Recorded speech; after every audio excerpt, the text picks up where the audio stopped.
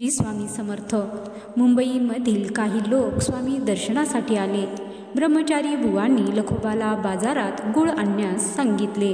लख्याने वाण्याच्या दुकानातून गूळ विकत घेतला, परंतु कदाचित लखोबाला गुळाचा गोडवा बघून मोह आवरला नसावा आणि म्हणून त्याने तो गूळ रस्त्यातच खायला सुरुवात केली. त्याच क्षणी दरबारात स्वामींनी एक लीला सुरू केली.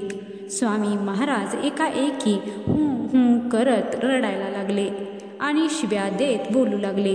लख्या गुल खाता माकूनही देता. ब्रह्मचारी बुवांच्या लक्षात आले की आपण लख्याला बाजारात गुळ आणण्यास पाठवले आहे आणि स्वामी महाराज कदाचित त्याच संदर्भात बोलत असावेत आणि म्हणून ब्रह्मचारी बुवांनी काही लोकांना लख्याला बघण्यास बाजारात पाठवले. तर आश्चर्य दिसले की हे लखोबा महाशय खरोखर गूळ खात होते आणि स्वामींना तिथे बसून हे सर्व दिसले होते. तर भक्तांच्या प्रत्येक कृतीवरती स्वामींची नजर आहे याची प्रचिती सर्वांना आली.